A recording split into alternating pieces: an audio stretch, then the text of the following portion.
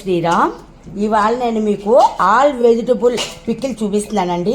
ఇవి మామిడికాయ ముక్కలు, ఇవి క్యారెట్ ముక్కలు, ఇవి కూడా ఇందులో వేసేస్తున్నాను. ఇవన్నీ కడిగి తుడిచి ఎండబెట్టాను. ఇవి ములక్కాయ ముక్కలు, ఇవి దొండకాయ ముక్కలు, ఇవి చూస్తున్నారా, ఇవి పచ్చిమిరపకాయలు, అవి కూడా కడిగి, ఇవి పచ్చిమిరపకాయ ముక్కలు, ఇవి కూడా కడిగి ఎండపోసుకున్నాను.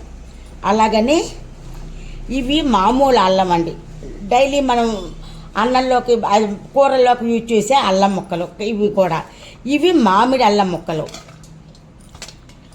ఇవి నిమ్మకాయ ముక్కలు. ఇవన్నీ కలిపేసుకుని మనం ఇవి కొలుచుకుందాం. ఎన్ని వచ్చాయో ఇవి కొలుచుకోవాలన్నమాట. ఈ గిన్నె కొలతతో ముక్కలు కొలుస్తున్నాను నేను. ఒక గిన్నె ముక్కలు అయ్యాయి, ఇంకా కొంచెం ఉన్నాయి. ఇంచుమించుగా 2 గిన్నెలు ముక్కలు అయ్యాయి అన్నమాట. ఇప్పుడు దీంట్లో మనం ఏం చేద్దామంటే, దీంట్లో పప్పు నూనె వేసాను, ఇదంతా కలిపేస్తున్నాను. దీంట్లో వెల్లుల్లిపాయలు వేస్తాను, మెంతులు, పసుపు, ఇవన్నీ కలిపేస్తున్నాను. ఇప్పుడు ఆవగుండ, కొంచెం వెల్తిగా ఆవగుండ వేస్తున్నాను. ఇప్పుడు కొంచెం మిగిలిపోతే ఇందులో వేశాను, అందులో కూడా కొంచెం పడిపోయింది. అంటే బాగా తక్కువగా కారం వేసుకోవాలి. ఉప్పు ఇంకా తక్కువగా వేసాను. ఇవన్నీ కలిపేస్తాను. ఇవి మామూలుగా కొలత అయితే 4 గిన్నెలు అయితే 1 గిన్నె సరిపోతుంది. ఇవి 2 గిన్నెలు అయ్యాయి కాబట్టి తలగేసి నేను 1 గిన్నె వేస్తాను. అన్నీ కలిపిన గుండ అన్నమాట ఇది. ఇది ఇందులో వేసేసి చక్కగా కలిపేద్దాం.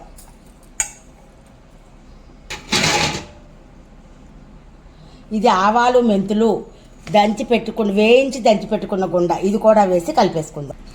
ఫైనల్గా ఇంగువ కూడా వేసేస్తున్నాను. ఆవాలు, మెంతులు వేసిన గుండకి గుమ్మ గుమ్మ గుమ్మ వాసన వస్తుందండి, సూపర్ అన్నమాట. ఇప్పుడు దీంట్లో మనం ఫైనల్గా ఆయిల్ వేసేసుకుందాం. దీనికి కూడా 1 గిన్నెకి తక్కువగా, నేను వేసిన గిన్నెకి తక్కువగా నూనె పడుతుంది అన్నమాట. అంతేనండి, ఆల్ వెజిటబుల్ పికిల్ రెడీ అయిపోయింది. ఇది మీకు లాస్ట్లో ఇంకొకసారి చూపిస్తాను. 3వ రోజు కలుపుతాను, ఇందులోనే ఉంచేస్తాను. దీని మీదకే మూత పెట్టేస్తాను. మూత పెట్టి 3వ రోజు చూపిస్తాను. ఇవాళ మూత తీసి చూద్దాం. ఇది ఒక డబ్బాలో పెట్టేసుకుందాం. చూసారా ఎంత చక్కగా ఊరిందో. ఇంకా కొంచెం ఊరితే ఈ ఆయిల్ బయటికి చిమ్ముతుంది. దీన్ని ఒక డబ్బాలో పెట్టేస్తాను. చూస్తున్నారా.